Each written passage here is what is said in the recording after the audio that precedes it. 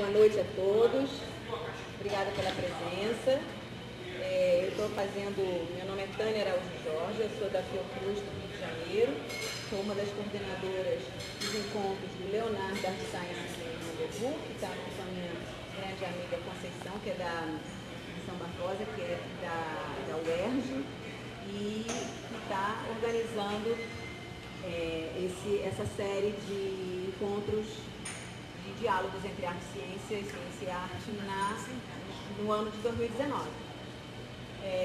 Vamos agradecer aqui ao Centro Cultural Light, que nos recebe, vamos agradecer ao Pimenta Gourmet, que nos recebe também, e dizer que essa é uma infraestrutura muito informal, e é um encontro muito informal, que às vezes enche mais ou enche menos, mas de qualquer maneira tem sempre uma qualidade de debate que é trazida pelos convidados que foram chamados.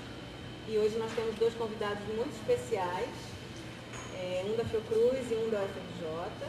Cavalcantes, porque temos uma sala de Cavalcantes dentro do Centro Cultural lá, com 5 obras, se não me engano, de Cavalcantes. E Portinari, porque nós temos trabalhado bastante com imagens de Portinari para trabalhar saúde e alegria. Então, a gente buscou juntar essas duas referências artísticas para falar desses temas, da junção desses temas arte, ciência e sociedade. Então, é com muita alegria que a gente recebe vocês dois. A bola fica com vocês. Quem quiser começar, pode começar.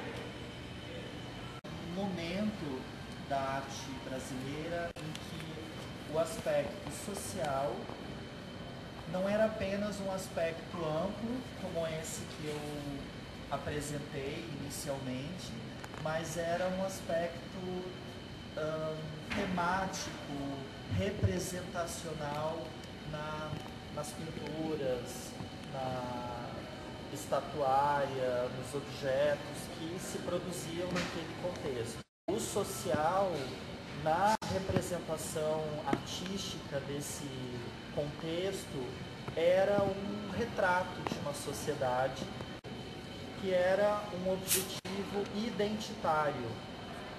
Então, a arte com um papel de uma função identitária na constituição de uma soberania, uma identidade nacional, uma consolidação de aspectos identitários do Brasil. Então, olha que interessante se a gente pensa por dois vieses. O primeiro, como eu expus, taxonomicamente, entre aspas, taxonomicamente, mas o social engloba toda a produção cultural que lhe cabe. Eu ainda me considero um entomólogo, uma marca, assim, uma positiva e nobre marca na minha formação acadêmica de análise, de descrição, de acuidade visual, mas já me estendi bastante nessa conversa. O assunto é bastante complexo, são 3 chaves muito amplas. A arte remonta a uma atividade humana que precede a da ciência, então é muito ampla essa chave. Ciência nos constitui como civilização, como potência de vida, como construção, tão ampla quanto a arte, embora seja mais jovem do que a arte, mas tão complexa quanto.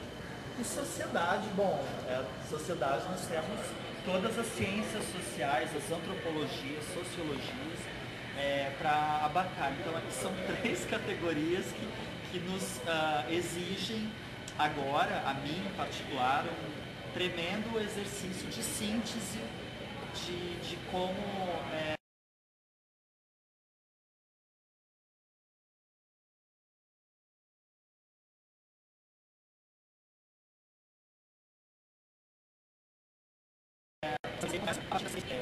que eu acho que eu não sou especialista nesses 2 artistas, mas são 2 nomes fundamentais, né? A gente não pode escapar. Então, acompanhando um pouquinho, meu querido amigo Jorge, primeiro agradecer o convite E, Jorge, assim, a gente passa por coisas na vida, assim como você com a questão da entomologia. Há muito eu já saí da museologia, mas a museologia não saiu de mim, né? Então, não há como o meu olhar não se deite sobre o assunto, sempre com alguma potencialidade de alguma atividade, ou de quanto a preservação do patrimônio, da memória, especialmente da memória. O museu, para mim, é memória, né? Ele casa nesse momento com isso. E ouvindo você falar sobre tanto as questões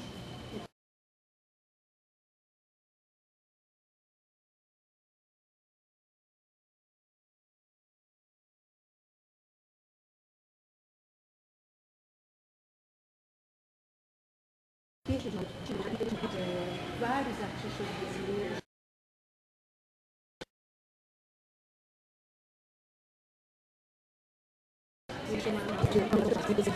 essa representação da sociedade.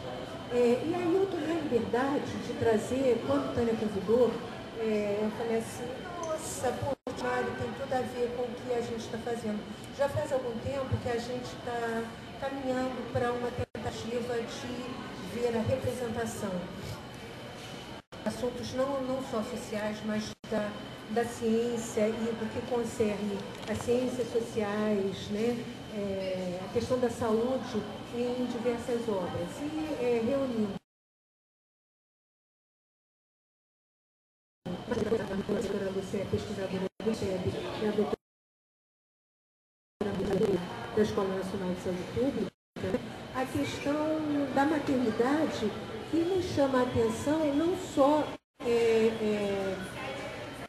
sobre o assunto da maternidade e da maternagem, mas de como ele é muito bem representado na obra de Portinari. E aí eu tomei a liberdade de trazer isso através de um trabalho que a gente começou a desenvolver, que ainda está bem no meio do caminho, que é a questão da dor e da miséria na obra de Portinari. Nós pegamos a geografia,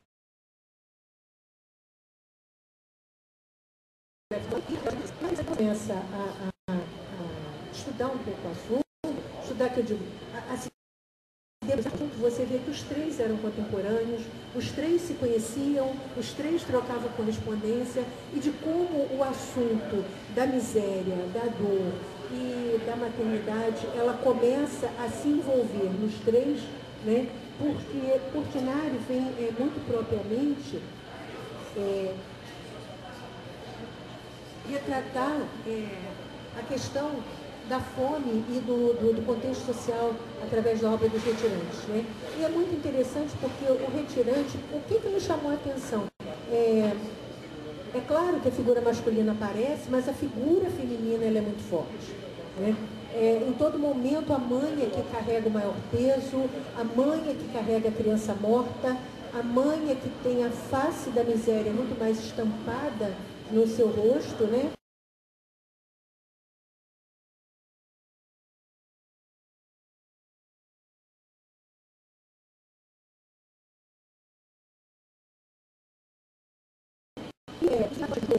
Disso.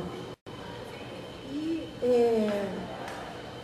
a gente parte dos retirantes, 1944,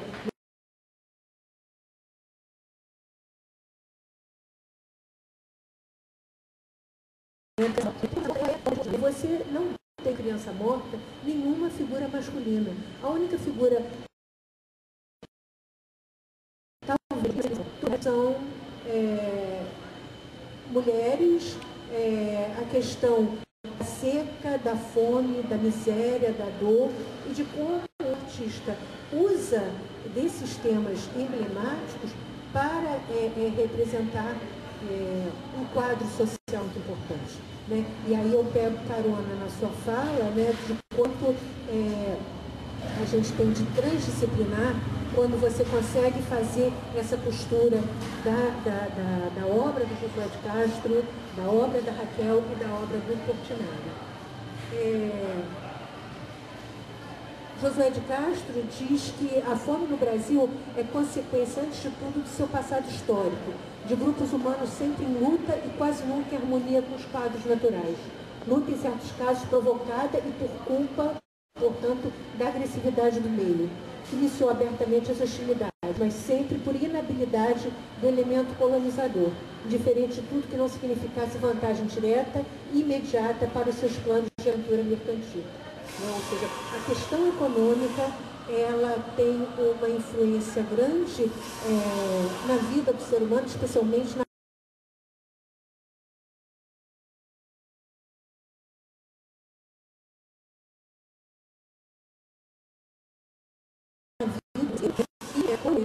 vida colonial, que isso nos transmite da questão da fatalidade ambiental, da morte provocada pela fome, da desnutrição, das sequelas provocadas pela desnutrição.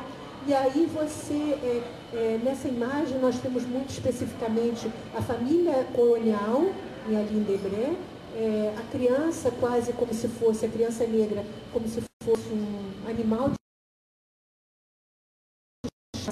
hoje, a mulher que amassa a farinha com a criança nas costas e que brevemente será retirada dela, né? E a mulher que comparece à missa, ao longe os escravos ainda de fome e elas que estão sentadas ali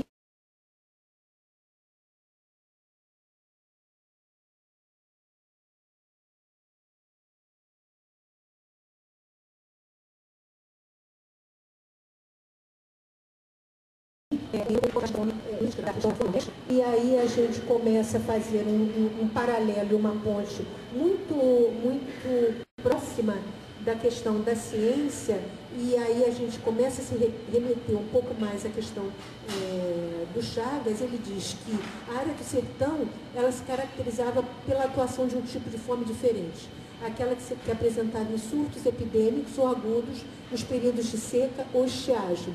Eram epidemias de fome global, quantitativa e qualitativa, que afetavam de forma bastante violenta e sem discriminação todos os habitantes da região. Apresentava como formas endêmicas a carência proteica de vitamina A, B1, B2, C, niacina e de todos os minerais cálcio, ferro, cloreto de sódio.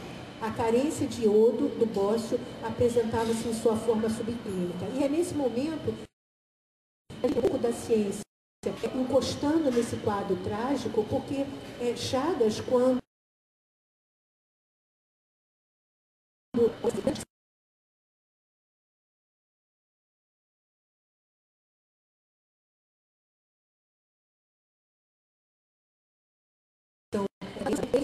Chagas encara a questão do bócio endêmico. O que você acha, Tânia? A questão do bócio endêmico é um erro científico dentro da obra de Chagas, porque ele confundiu dois problemas. Um era o problema da fome, que gerava o bócio, e o outro era o problema da pobreza, que gerava uma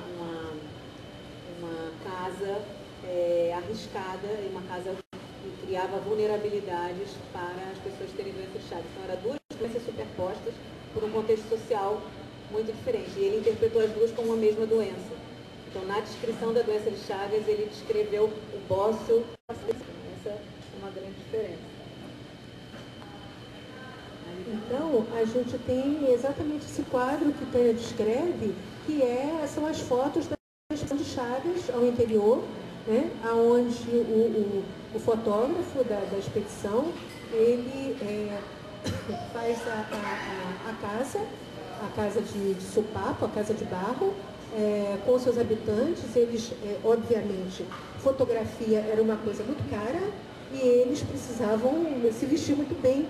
Por isso estão todos tão vestidos, né, de terno, gravata, na sua melhor roupa, né? A família, por mais pobre que fosse, eles estavam ali todos perfilados, as mulheres mais importantes da família muito bem vestidas, os homens com paletó, e, enfim, uma gravata fechada. E ali o quadro que a gente vê que Chagas traz como o potencial fator de estar ligado à doença, como Tânia acabou de explicar. E aí a gente acha essa contrapartida no Lavadeiras do Portinari. É onde ele vai representar a criança com o Xagoma, que é a marca no olho, mostrando a pobreza das lavadeiras, e a criança em andrajos, enfim, afetada pela doença, que ele diretamente ele não descreve isso na obra, mas que é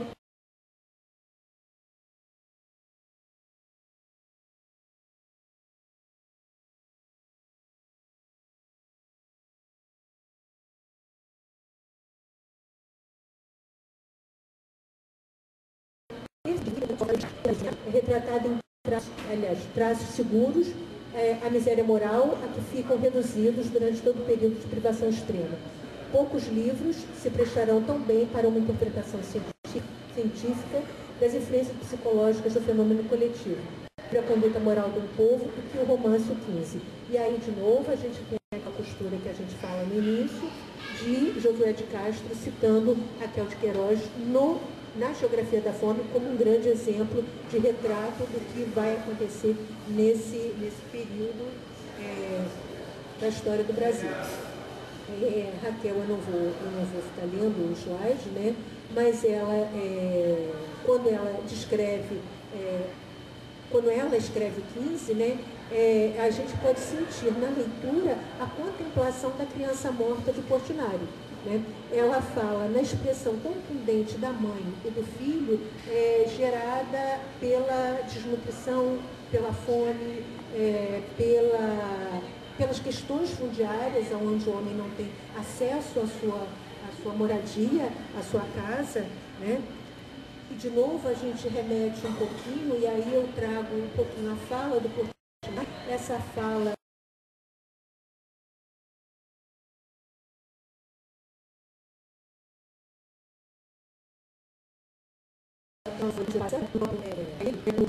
desfiz da composição a minha mais verdadeira piedade. Pintei uma mãe desesperada, curvada à dor, em sua marcha indescritível de retirante, trazendo no colo o filhinho prematuramente vítima da fome. A gente vai se remeter sempre um pouco a isso, e aí a gente tem mais um exemplo da série Retirantes. Aí não é, muito embora pareça, não é a descrição do quadro, é uma descrição da Raquel no 15 sobre a questão da fome no Nordeste. E aí ela diz o seguinte: no colo da mulher o Duquinha também só osso e pele levava como gemido abafado a mãozinha imunda de dedos ressequidos aos pobres olhos doentes, e com a outra tateava o peito da mãe, mas num movimento tão fraco e tão triste que era mais uma tentativa do que um gesto. E aí, quando eu leio isso me traz também um pouco de Vidas Secas, né? Do quadro que Graciliano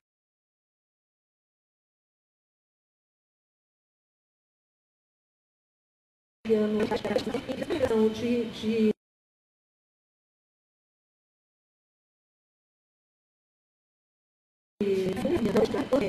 uma figura de família onde não aparece a figura masculina. Você tem mulheres e você tem crianças. O homem não aparece, sempre, Jorge, depois, se você quiser ver a reportagem, a tonalidade marrom, né? Que é uma tonalidade muito de seca, de terra, de aridez, né?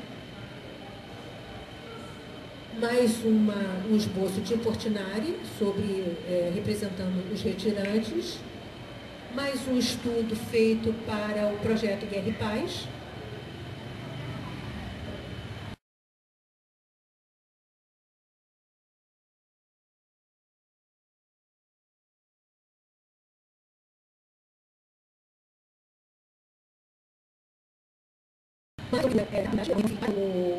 O Guerra e Paz, para os painéis de Guerra e Paz. E em 15, de novo, Raquel traz uma passagem que parece trazer a questão da criança morta, que ficou em paz, não tinha mais que chorar de fome, estrada fora, não tinha mais alguns anos de miséria à frente da vida, para cair depois no mesmo buraco à sombra da mesma cruz. Quando Lina, no entanto, queria o vivo, embora sofrendo, mas em pé, andando junto dela, chorando de fome, brigando com os outros. Isso é Raquel não se referindo a Portinari. Mas se eu dissesse que ela estava se referindo a Portinari, certamente ninguém se discordaria de mim.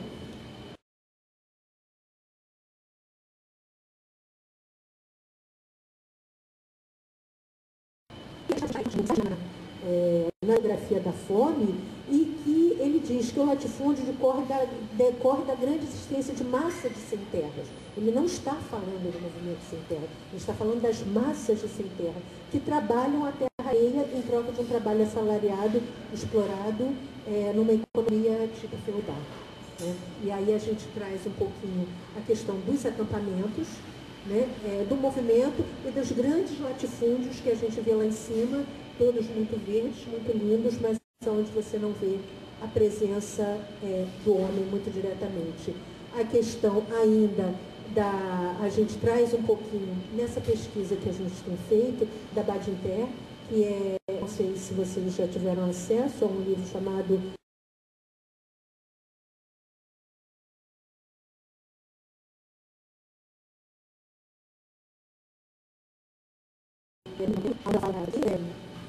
um peso que nos é trazido, né?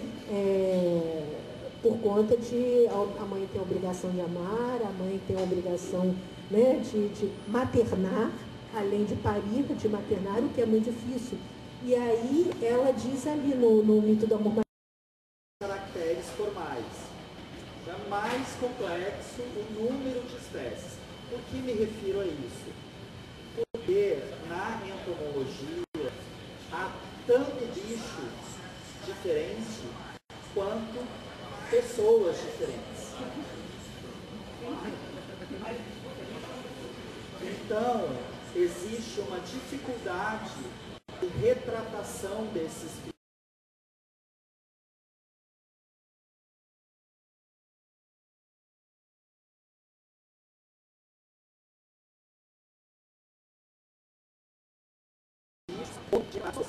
É incorreto, não basta, é incorreto eu retratar um espécimen humano de um só modo, certo? Isso é o que confere arte às coisas, não beleza. O que confere arte às coisas é o caráter singular que a arte consegue atribuir às coisas. A ideia do belo como cor, como beleza, como decoração, é uma visão bastante decantada, depurada, de um campo de complexidade, como o da ciência, que não é alcançado de fora da arte. A especificidade do artístico é o estético, não é o belo. E o estético é o sensível. E o sensível é o singular, como os bichos, como os insetos, tão variados. Então, o que agrega a arte à entomologia é a singularidade da sua representação, o que uma foto em si não dá conta, e o que o trabalho é um caráter ainda mais complexo, que é o do olhar diante da representação, que é o que confere a singularidade.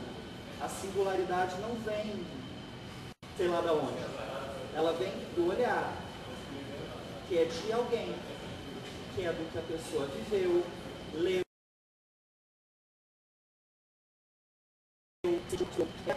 dirigir, focar. Então, o teatralizado, o teatral, não é aquilo que se refere somente ao ficcional, mas é aquilo que se refere a uma direção ficcional.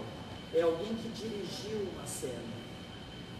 O que a gente vê numa fotografia de época, que chama de teatral, por exemplo, é o que se revela daquilo que a cena que ama a ciência e ama a arte.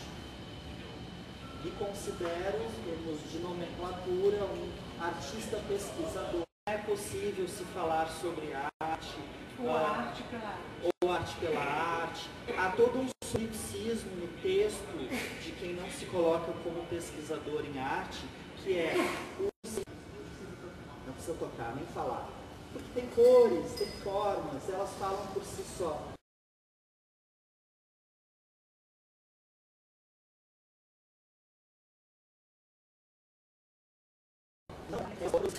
A arqueologia do social que você fez a partir da pesquisa em andamento de uma forma brilhante é o que nos permite fazer uma costura tão maravilhosa entre a área do real, a área do científico, a área do teatral, a área do singular. Como você fala isso? Não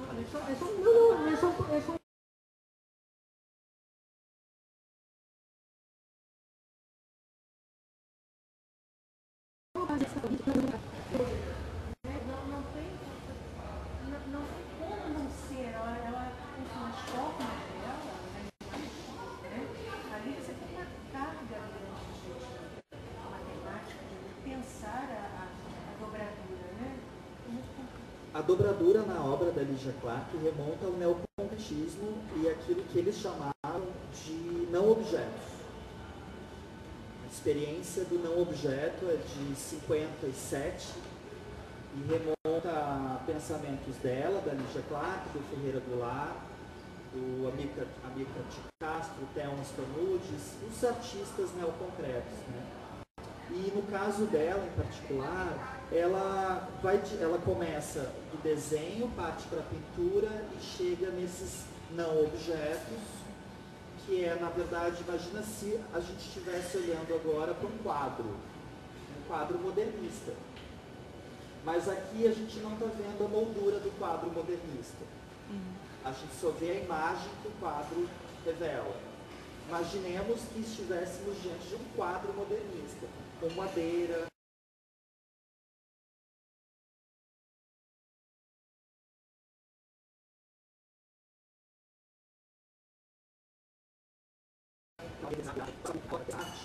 vai olhar para a moldura também, e vai pensar os encaixes da moldura, e vai fazer uma espécie de puzzle ou quebra-cabeça, desconstruindo o quadro como objeto. E não só a fantasia de que eu só olho para a imagem que a pintura me leva, mas eu olho para a imagem, eu olho para a tela, eu olho para o quadro, eu olho para a espessura do quadro, e por que não mexer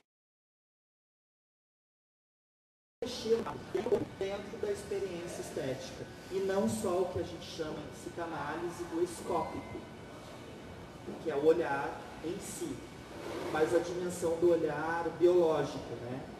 Ocular. A nossa relação mais rápida com a arte, ela é ocular.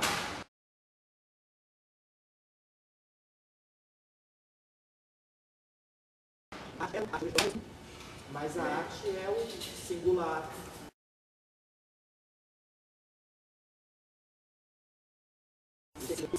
O dedo, a altura, o calor, o corpo, as tensões, o espaço é alto. Qual é, aonde eu estou, no lugar aonde eu estou. E como o objeto artístico, no caso da Lígia, se desdobra de uma coisa concreta, quadro, dobradura, para um ambiente como obra. Porque o corpo se tornou parte da obra, como a moldura fora compreendida a partir dela e de outros. Por que eu trago esse gancho, né, da Lígia? Porque a pesquisa, a artista pesquisadora, a levou ao campo do sensível e do psicanalítico, ou do subjetivo em arte.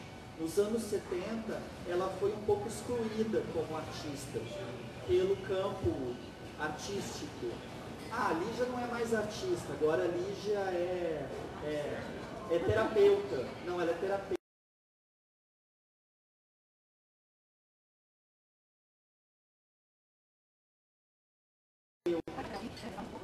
mergulha no subjetivo, ela mergulha no artístico como terapêutico e cria uma metodologia terapêutica como obra. Ela fusiona a pesquisa intelectual com a pesquisa formal numa pesquisa corporal, ambiental. É maravilhoso, eu acho que merece. Eu acho que merece trazer. A minha tese de doutorado, a pesquisa que me interessa é no campo da psicanálise. Na minha banca de doutorado tinham psicanalistas, né? E o tema do teatral ou da teatralidade, a mim é muito caro porque evoca exatamente o olhar que eu dirijo como sujeito naquilo que eu quero.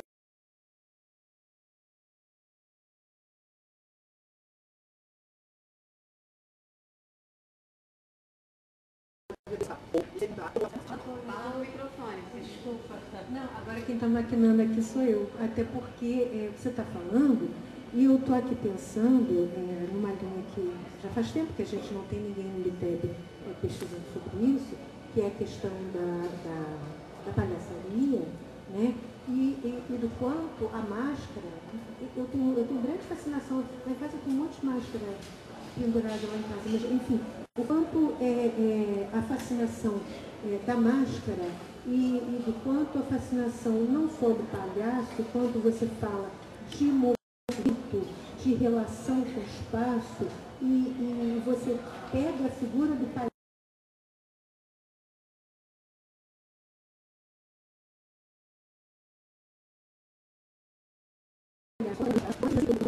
né? E ele quebra essa rigidez do ambiente para trazer um movimento inédito a ele.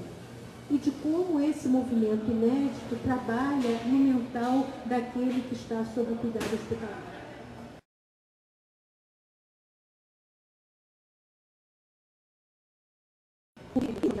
Do estático para uma pessoa que é higiênico, né?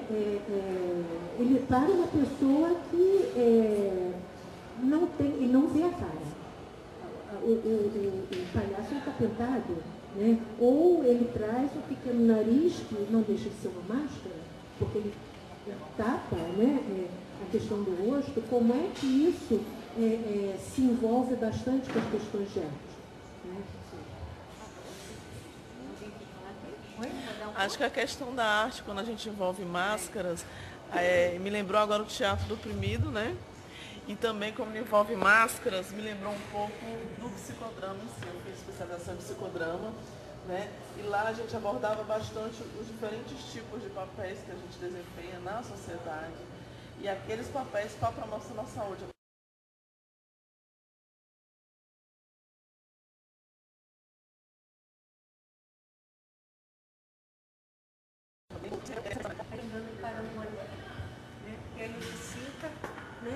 Ele se refere a Lígia como, né, a mãe é a luva, né, é a relação deles, são pessoas tão, a Lígia tão pensa de forma tão profunda, de forma tão intensa, né, as formas, e o Hélio quebra qualquer pensamento, né, de rigidez formal. O Hélio, fazendo uma analogia, se a Lígia observa a moldura e desconstrói a moldura como quebra-cabeças e como puzzle, né, como objeto tridimensional, o Hélio extrai a cor e o Parangolé é uma fantasia que a cor pudesse ser uma pele, ou um manto, ou uma pintura viva. Essa era a leitura para ele, né? Era um pedaço de pano de uma cor só.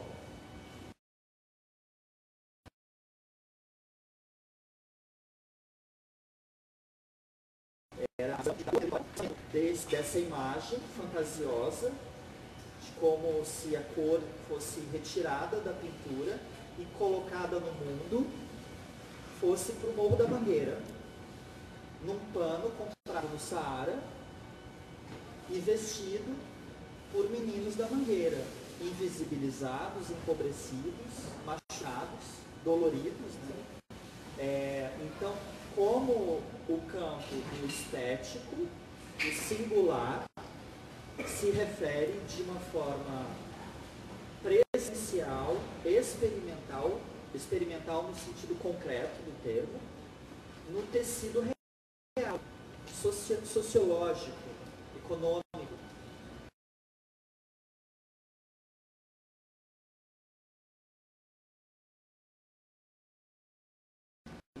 A gente fala tanto do Oiticica, tanto da Lígia, como precursores até do que aconteceu em outros países, né?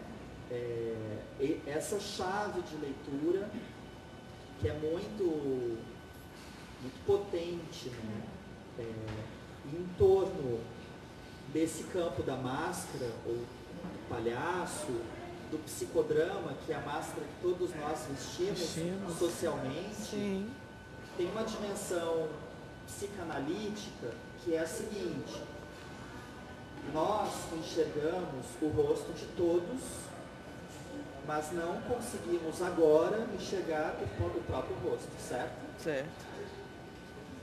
Então, vestimos uma máscara. Porque a máscara é aquilo que usamos e não conseguimos ver de fora, né? A máscara é aquilo que encobre. Então, eu consigo ver a máscara de todos, mas eu não consigo.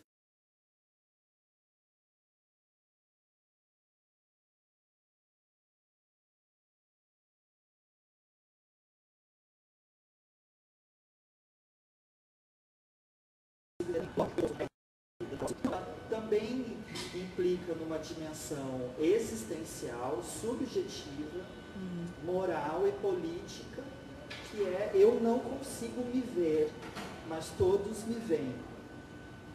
Isso gera um problema. Qual é? Como me veem? De que forma? Me veem. Sim. No caso da importância do modernismo eles deram imagem, máscaras, a quem não era visto. Por isso a pintura, a arte é tão impressionante e necessária. É isso. Bom, já avançamos. Eu queria perguntar se mais alguém gostaria de fazer perguntas ou comentários, e para tentar deixar algum espaçozinho de 15 minutos, 20 minutos, para a gente circular um pouquinho na galeria, onde a gente vai ver a arte-ciência que foi feita meio que na veia, entendeu? Pelos artistas da EBA dentro dos laboratórios do Instituto, e mais a sala de Cavalcante que tem aqui, que foi o motivo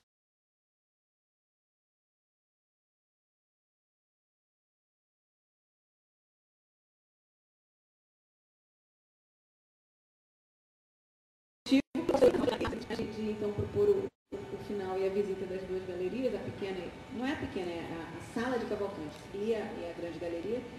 Eu queria saber se mais alguém gostaria de falar. Não? Não? Então eu queria agradecer, eu acho que foi extremamente interessante o nosso papo, a ideia desses encontros, né? Rendezvous. Um grande amigo meu disse assim: eu vou, porque é rendezvous, eu vou. Então, desses encontros informais para discutir arte e ciência, independente de quantas pessoas sejam, a gente está registrando sempre na melhor maneira que a gente puder, para que eles possam se multiplicar e frutificar ideias. Eu acho que isso é muito importante.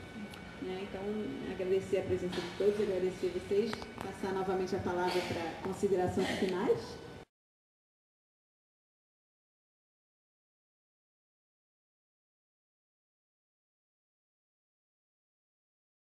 Foi um prazer mostrar uma coisa que ainda está tão no início, que eu espero que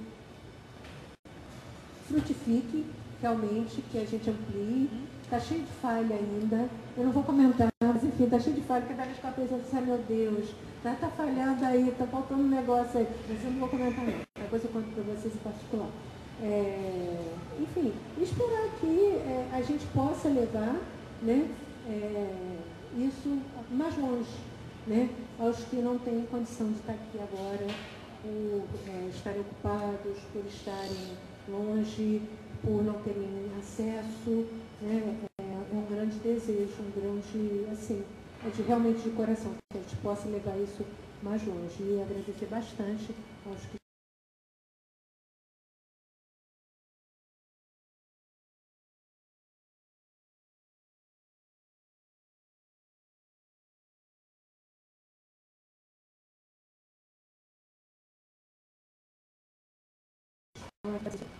Agir qualquer ciência e arte, né? É a conversa, sobretudo nesses tempos de pouca conversa, pouca escuta. Então, conversar, abrir o debate, a discussão, a complexidade, o que a gente chama assim informalmente de um papo-cabeça, mas de uma forma informal, né? Isso é fundamental e extremamente prazeroso. Sobre a sua pesquisa, eu acho que ela precisa se tornar um livro, assim, né? Porque realmente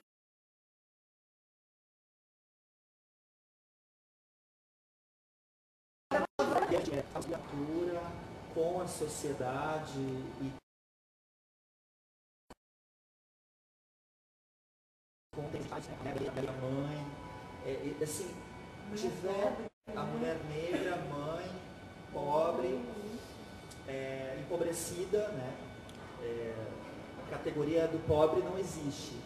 Ela é sempre empobrecida. O sujeito é sempre empobrecido por alguma estrutura. Escravizada por uma situação social. É sempre, né, um sujeito passivo diante de algo, né?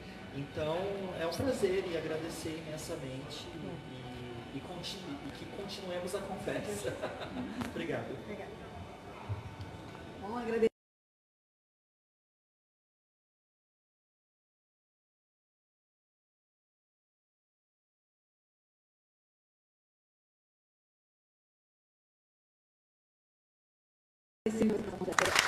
Trouxe o equipamento, o som.